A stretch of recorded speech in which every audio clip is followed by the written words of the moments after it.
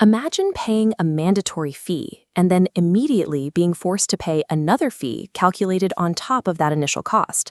In India's massive mining sector, pulling minerals like iron ore out of the ground comes with a hefty bill. You pay a base royalty to the state, plus mandatory contributions to regional and national mineral funds, known as the DMF and NMET. Mining companies are challenging the specific way these bills are calculated. The government dictates that the base number used to figure out your royalty, called the average sale price, must explicitly include the money you've already paid for those exact same fees. For the mining corporations, this calculation creates a significant financial drain. They argue that using expenses to inflate a base price constitutes an illegal tax on a tax. That frustration reached the Supreme Court. Kirloskar Ferrous Industries, along with others, took the Union of India to court to challenge the government's mathematical logic. Their argument focuses on the base value. By refusing to deduct the cost of existing fees from the gross amount, the government creates an artificially high starting point for further levies. They point to the equation itself. Adding the raw ex-mine value to the royalty, the DMF, and the NMET produces an inflated average sale price. Because the output of one calculation influences the inputs of the next, the companies claim this formula creates an inescapable compounding cycle where the royalty continuously increases month after month.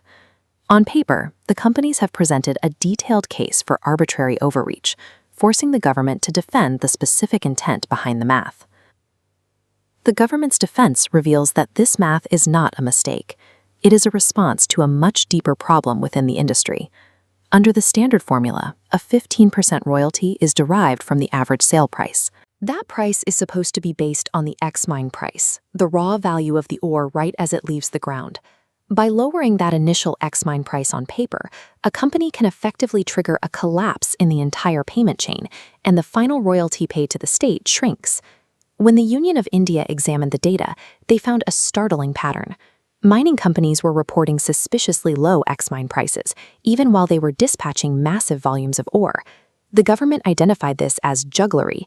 Companies were allegedly selling the ore to themselves or their affiliates at rock-bottom prices, purposely depressing the base valuation. This manipulation of the original formula allowed corporations to siphon wealth away from the public, leaving the government with a massive revenue leak. To stop this, the government applied a mathematical fix. They rewrote the rules to force the inclusion of the royalty, the DMF, and the NEMET back into the gross calculation. This chart provided by the Union of India shows the result of that fix. It shows that their formula creates a stable, effective rate, rather than an infinite compounding loop. Treating these fees as non-deductible expenses acts as a mathematical antidote to price manipulation. This mechanism guarantees the state receives a fair minimum baseline cut of the resource's value, regardless of how much a miner tries to deflate the ex-mine price. This royalty-on-royalty calculation is a targeted patch, designed specifically to close a billion-dollar evasion loophole. The final decision rested with the Supreme Court, which had to determine if this antidote met the standards of the Constitution. The court's ruling dismantled the company's argument. Royalty is legally separate from a tax. While a tax is a sovereign imposition, a royalty is a contractual consideration, the price paid to the state to strip away its minerals. Because royalties are contractual payments for resources, the strict limitations that prevent taxing a tax do not apply here.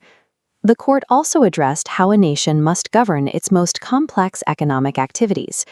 They cited the doctrine of free play in the joints, which grants the government wide latitude to experiment with economic legislation and protect the economy. The court officially upheld the calculation, ruling it a valid constitutional measure to prevent corporate evasion. Protecting the public share of its own natural resources requires specific, evasion-proof arithmetic, even if the resulting math is punishing to corporate balance sheets.